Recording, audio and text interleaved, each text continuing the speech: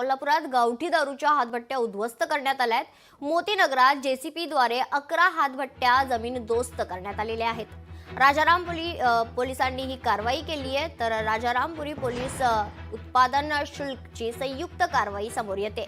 काही दिवसांपूर्वी उत्पादन शुल्क विभागाच्या अधिकाऱ्यांवर हल्ला झाला होता। कारवाईत कच्चं रसायन, गावठी दारू, भट्टीवरील साहित्याच्या सुमारे 4 लाखांचा मुद्देमाल जागीच नष्ट करण्यात आलाय। राज्य उत्पादन शुल्कचे DYSP शिंदे साहेब तसेच राजारामपुरी पोलीस स्टेशनचा आमचा सगळा स्टाफ अधिकारी आम्ही संयुक्त आज कारवाई इथं केलेली आहे।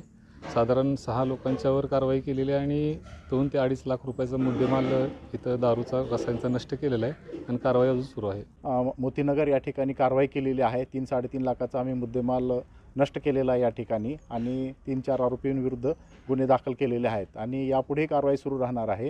आणि आम्हाला माननीय आयुक्त विजय सुरवंशी साहेब तसेच आमचे विभागीय उपायुक्त विजय चिंचाळकर साहेब आणि आमच्या अधीक्षिका कोल्हापूर जिल्ह्याच्या श्रीमती स्नेहलता नरवणे मॅडम यांच्याकडून आदेश प्राप्त झालेले आहेत की अवैध मद्याची निर्मिती, वाहतूक व विक्री विरुद्ध कायमस्वरूपी आणि सतत कारवाई चालू ठेवण्यात यावी आणि त्या अनुषंगाने कारवाई करण्यात येत आहे आणि यापुढे सुरू राहणार आहे। लोकशाही मराठी ऐका, पहा, जागरूक रहा।